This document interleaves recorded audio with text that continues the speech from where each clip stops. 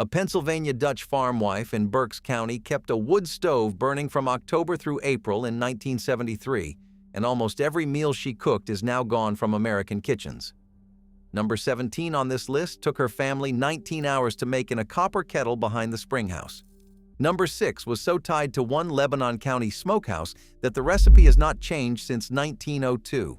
Number 1 sat on her counter in a metal pie tin with a paper doily under it every Sunday after church. These 25 meals fed Pennsylvania Dutch families through hard winters, lean church suppers, and the slow disappearance of a language. Hit subscribe before this list ends.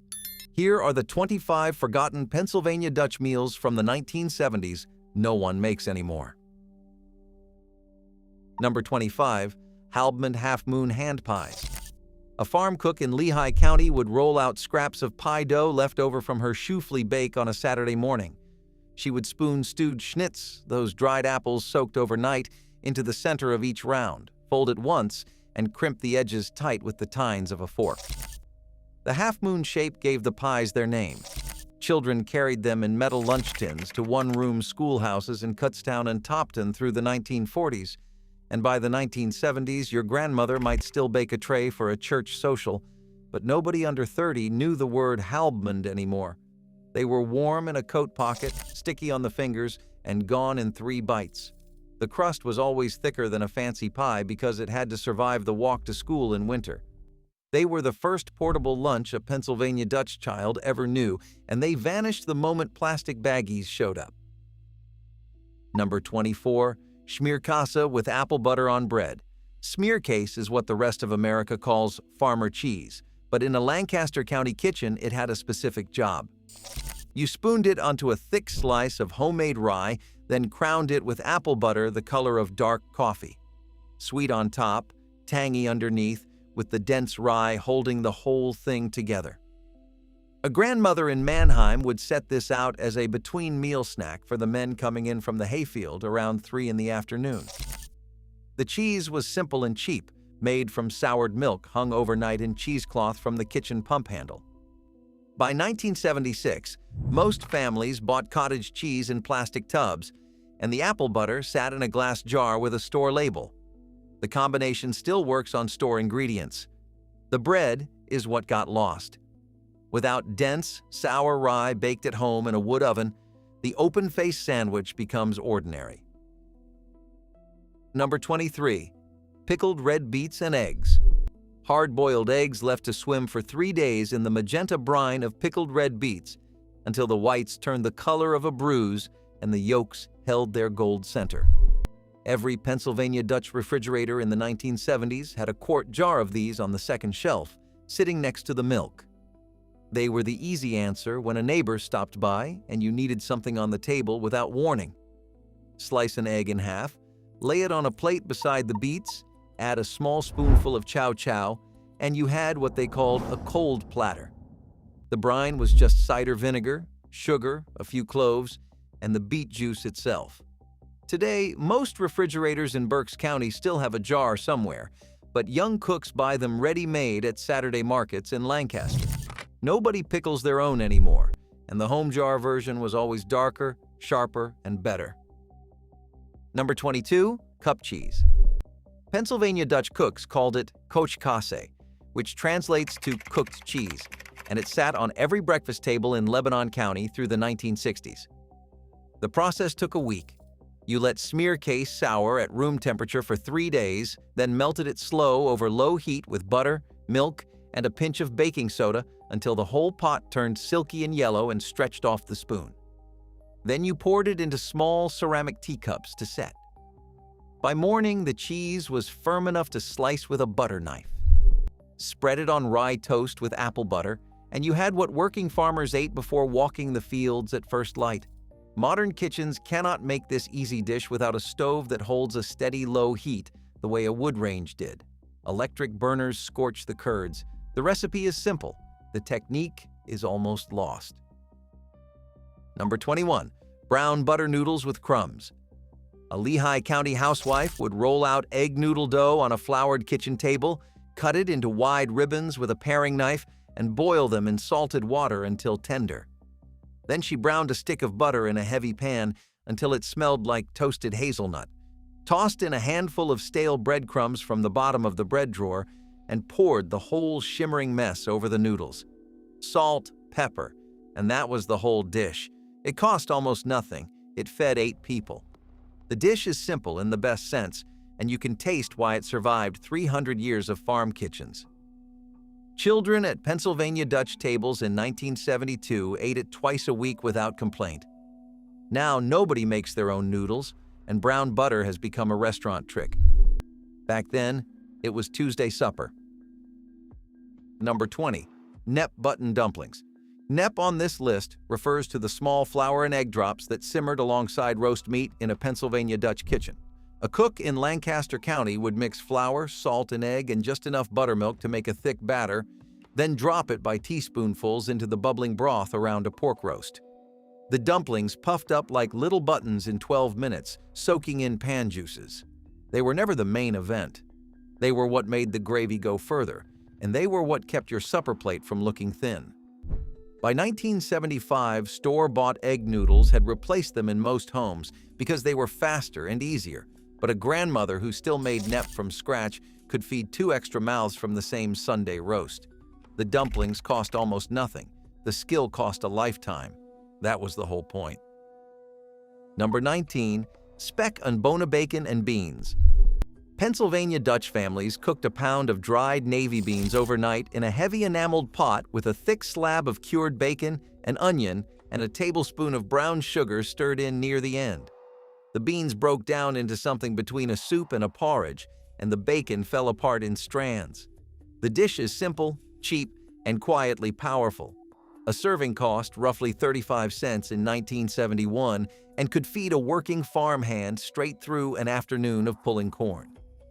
Lutheran church suppers in Berks County kept a kettle of speck and bona on the back of the stove for late arrivals after the harvest.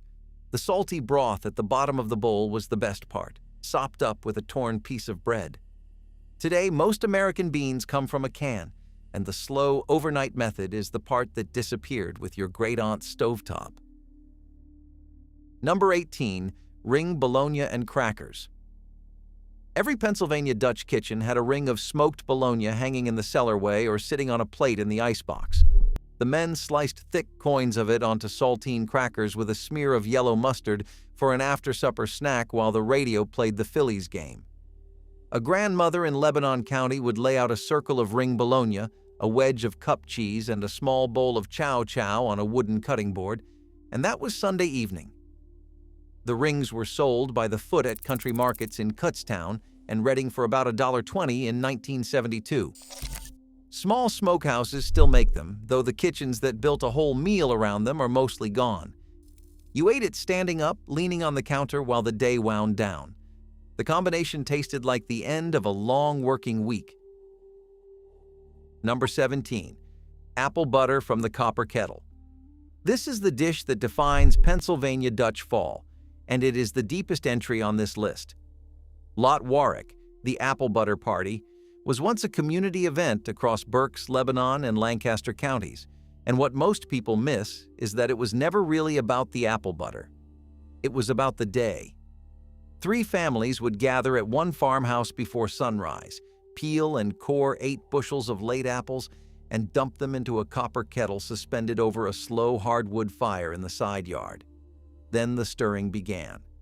A long wooden paddle, called a rearer, had to move through the bubbling apples without stopping for 19 straight hours, because if the bottom scorched even once, the whole batch tasted of smoke. Children took 20-minute shifts at the paddle for a nickel. Grandfathers napped in folding chairs with their hats over their eyes. The men drank coffee from enamel cups and traded stories about the harvest. Around midday, a woman would dump in 20 pounds of brown sugar and a cup of cinnamon, and the smell carried for half a mile across the fields. Toward sunset, the apples turned the color of dark mahogany and pulled away from the sides of the kettle in a single thick mass. Then the jars came out. 60-quart jars, sealed hot, stacked in the cellar to last until spring.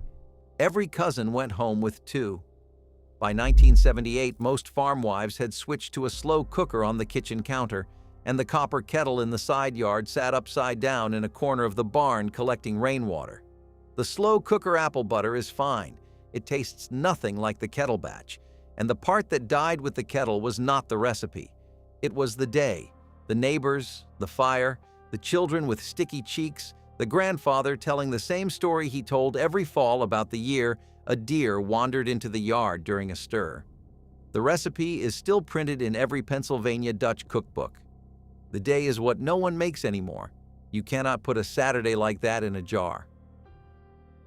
Number 16, Chow Chow and the 7 Sweets, 7 Sours.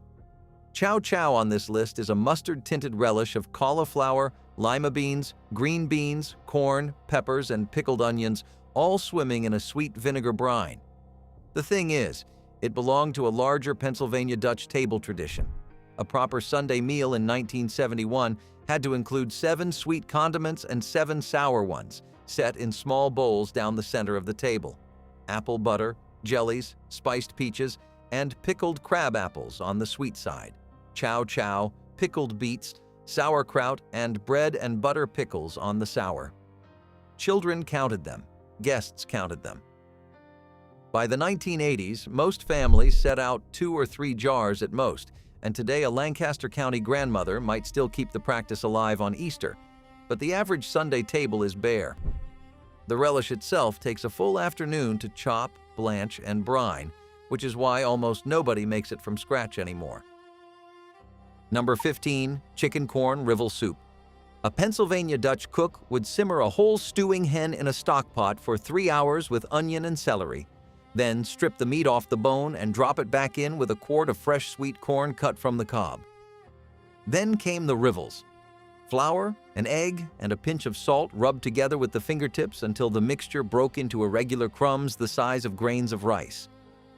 You pinched the rivels off and dropped them straight into the simmering broth, where they cooked in 4 minutes into something between a noodle and a dumpling. Lutheran church basements in Reading and Allentown sold this soup by the gallon at fall fundraisers through the 1970s, and you could feed a family of 6 on one batch for under $2. The trick is cutting the corn at the height of August. After that, it tastes like a different soup entirely. Number 14, souse head cheese. Pennsylvania Dutch families wasted nothing from a butchered pig, and souse was the proof. A farm wife would simmer the head, the trotters, and the tongue in a pot of vinegar and pickling spices for 6 hours until the meat fell off the bone in long shreds. She picked it clean, packed it into loaf pans with a layer of pickled hot peppers, and let the natural collagen set the whole thing into a quivering brick by morning. Sliced thin on rye bread with sharp mustard, it was a working man's lunch through the 1960s and into the early 1970s. The taste is sharp, gelatinous, and unforgettable. Modern Americans recoil from the name. A grandmother in Lebanon County would tell you the dish is honest food, and the only reason it disappeared is that nobody butchers their own pig at home anymore. If you ever taste a slice from an old Mennonite butcher in Adamstown, you will understand what your great-grandfather meant when he called it the best part of a hog. Number 13, Hausfrauen bacon dumplings with sauerkraut. A heavy iron pot held a quart of homemade sauerkraut, slow fermented in a stoneware crock since September, simmering with a slab of smoked bacon and a sliced onion. On top of the kraut, a Pennsylvania Dutch cook would drop spoonfuls of stiff potato dough mixed with diced bacon and a little fresh parsley, cover the pot tight, and let the dumplings steam over the bubbling kraut for 20 minutes. They came out fluffy on top, crusted on the bottom where they touched the kraut, and saturated with smoke.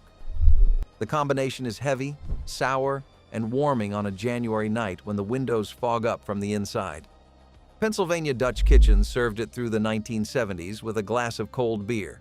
Today, sauerkraut comes from a plastic bag, the bacon comes pre-cut, and the dumplings have disappeared entirely. The whole dish costs almost nothing and feeds 8, which is why it stayed alive in farm households long after the fancy restaurants forgot it. Number 12, Schmierkäse pie. Pennsylvania Dutch bakers would take that same farmer cheese, beat it with eggs, sugar, vanilla, and a splash of cream, and pour it into a chouflé-style crust. The pie baked into something halfway between cheesecake and custard, with a tang from the cheese and a soft yellow body. It sat on Lutheran church supper tables in Bethel and Schaefferstown through the 1960s, cut into wedges so thin you could see the platter through them. By 1974, most Pennsylvania Dutch bakers had switched to packaged cream cheese for desserts, and smearcase pie quietly disappeared from family cookbooks across the region. The texture of the original is what got lost. Cream cheese is uniform and dense. Smearcase has small lumps and a faint sourness that made the pie feel like real food rather than dessert. You cannot replicate it from a foil-wrapped block at the supermarket. The pie was never sweet enough to be fancy and never plain enough to skip. Number 11. Funny cake. This is the dish that confuses people because funny cake is technically a cake baked inside a pie crust with a layer of warm chocolate sauce poured over the raw batter before it goes in the oven. The chocolate sinks to the bottom during baking, and when you slice it, the wedge has cake on top, gooey chocolate in the middle, and flaky pie crust underneath. A Berks County grandmother in 1972 would bake 3 at a time for a family reunion because the recipe used pantry staples and stretched a little chocolate a long way. The name comes from the Pennsylvania Dutch word fun, meaning fun or joke, because the cake plays a trick on the eye when you cut into it. Most modern bakers have never heard of it, and the recipe rarely appears in cookbooks printed after 1985. The dish lives on at 1 or 2 diners in Lancaster County, but the home version is almost gone. It deserves to come back to your kitchen. Number 10. Dandelion salad with hot bacon dressing. The first warm week of April in Pennsylvania, Dutch country meant children with paring knives in the yard, cutting the tender new dandelion rosettes before they bolted into flower. The thing few people remember anymore is that wild dandelion was a free, deliberate food, not a weed. A grandmother in Berks County would wash the bitter greens twice in cold water, pile them in a wooden bowl, and pour over a hot dressing made from rendered bacon fat, cider vinegar, sugar, flour, and a beaten egg whisked in at the last second. The heat wilted the leaves slightly. The bacon scattered through them like small treasures. The dish was eaten as a spring tonic to wake up the body after a long winter on root vegetables. One Lebanon County grandmother used to say the salad purges the liver of all the winter miasms. By 1980, most Pennsylvania Dutch families had stopped foraging entirely. Bagged spinach replaced the dandelion, and a perfectly good free food turned into an oddity. Number 9. Bot Boy Pennsylvania Dutch Chicken Pot Pie. Now here is the trick that confuses outsiders. Bot Boy has no crust. The Pennsylvania Dutch version is a thick stew of chicken, potatoes, onions, and carrots, with hand-cut squares of egg noodle dough dropped in at the end and simmered until soft. A Lancaster County cook in 1973 would roll the dough thin on her kitchen table, cut it into 2-inch squares with a pastry wheel, and slide them into the pot one by one. The noodles thickened the broth into something between soup and gravy. You ate it from a deep bowl with a spoon. Restaurants like Groff's Farm in Mount Joy served it through the 1970s and it became famous. But the home version, made on a quiet Tuesday evening, was the real thing. Most American pot pies today have a top and bottom crust. That is not what your grandmother meant. Number 8. Sauerbraten with raisins. Pennsylvania Dutch sauerbraten is not the same as the German original, and that is the part nobody tells you. A Berks County cook would marinate a 4-pound beef roast for 4 full days in a brine of cider vinegar, water, brown sugar, peppercorns, bay leaves, and cloves, turning it twice a day in a stoneware crock in the cool cellar. Then she browned the meat, simmered it slow for 3 hours, and thickened the strained marinade into a gravy with crushed ginger snaps and a fistful of dark raisins. The raisins are the Pennsylvania Dutch edition. They added a sweet wrinkle that the German original never had. By 1975, the dish lived on at fall festivals like the Kutztown Folk Festival, but home cooks rarely planned 4 days ahead anymore. The taste is sweet, sour, and deeply spiced, served over buttered noodles with a side of red cabbage and a piece of dark bread. It was once a Sunday triumph. Now it is a memory. Number 7. Whoopie pies. Two soft chocolate cake rounds the size of a saucer, stuck together with a thick stripe of white marshmallow buttercream. A Pennsylvania Dutch farm wife in Lancaster County would bake 50 at a time for a Mennonite church social, wrap each one in waxed paper twisted at the ends, and stack them in a metal tin in the pantry. The story goes that Amish husbands found them in their lunch pails and shouted whoopee when they opened them at noon, and the name stuck to the dessert.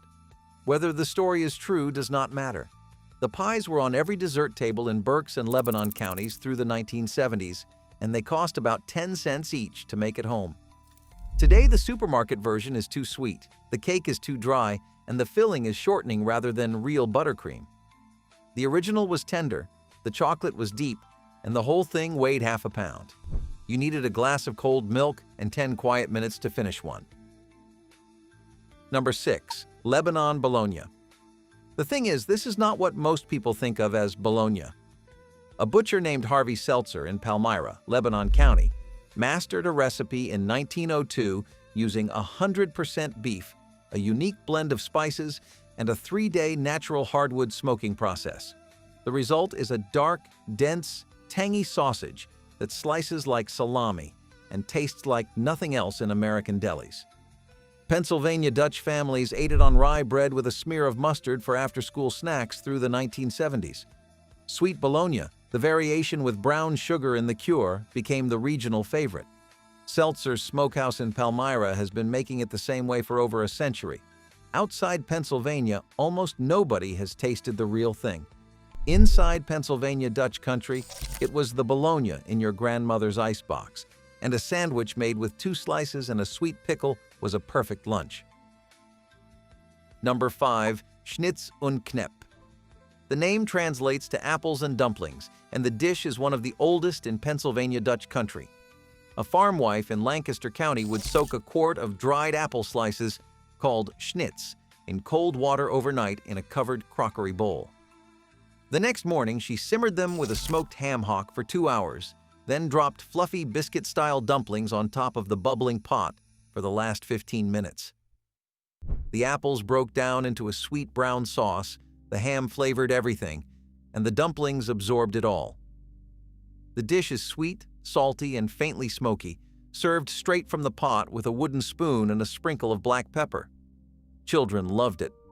Through the 1970s, it was Sunday supper at countless Pennsylvania Dutch farms, but it requires 3 things modern cooks rarely have at hand: dried apples, a real ham bone with meat still on it, and the patience to let it cook slowly for a whole quiet afternoon. Number 4. Fastnachts. The day before Ash Wednesday, every Pennsylvania Dutch household fried a batch of these dense potato donuts in lard.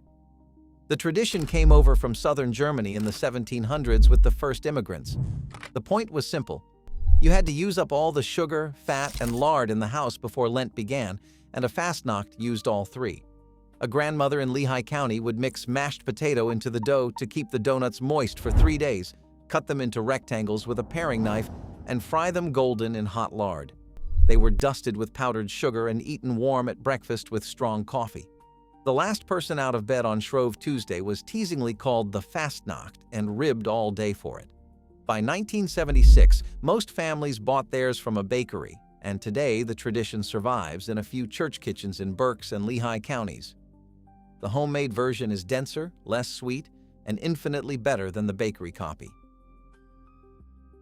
Number 3. Panhas Scrapple. The Pennsylvania Dutch word panhas means pan rabbit, and the name is a joke about a poor family pretending the brick of fried cornmeal mush on the breakfast plate was rabbit meat. A farm wife in Bucks County would simmer pork bones, scraps of meat, and trimmings in a stock pot for 3 hours, then strain the broth, return the picked meat to the pot, and stir in cornmeal and buckwheat flour until the mixture turned to a thick porridge. She poured it into bread loaf pans and let it set in the cellar overnight. By morning, the scrapple was a firm gray-brown brick that sliced into half-inch slabs. Fried in a skillet until the outside crackled and the inside stayed soft, served with a fried egg and a stripe of king syrup, it was a working farmer's breakfast through the 1970s. Now it lives in a few smokehouses in Lancaster County and almost nowhere else. Number 2. hog maw stuffed pig stomach. A Pennsylvania Dutch grandmother would scrub a whole pig stomach inside and out with salt and cold water, then stuff it with a mixture of cubed potatoes, sliced onions, loose pork sausage, and a handful of cabbage. She sewed the opening shut with kitchen twine, set the bulging stomach in a roasting pan, and baked it for 3 hours, basting with pan juices every 20 minutes. The skin browned and crisped. The filling cooked into a savory casserole inside its own natural casing. Sliced into thick wedges, served with applesauce on the side, it was the traditional New Year's Day dinner across Berks, Lebanon, and Lancaster counties through the 1970s. The Pennsylvania Dutch believed eating pork on January 1st brought a year of forward motion, the way a pig roots forward through the dirt. Today, almost no American butcher will sell you a pig stomach, and the dish has nearly vanished outside Amish and Old Mennonite households. Number 1. Wet bottom shoe fly pie. Here is the one that defined a Pennsylvania Dutch kitchen. A pie shell, a layer of sticky molasses and brown sugar pooled at the bottom, and a thick crumb topping of flour, butter, and brown sugar baked until it set into something between cake and pie. The wet bottom version stays gooey under the crumb. The dry bottom is firmer all the way through. A grandmother in Lancaster County would bake 3 on a Saturday, and they would be gone by Sunday night. The pie traces back to the 1880s, and the name comes from the shoe fly molasses brand sold in Philadelphia. Eaten with a cup of strong coffee at breakfast, it was a working farm meal in itself. By the late 1970s, most Pennsylvania Dutch homes had shifted to store-bought pie, and the wet bottom version became something you only ate at the Kutztown Folk Festival once a year. Your grandmother would still know what to do with a jar of dark molasses and a pie tin.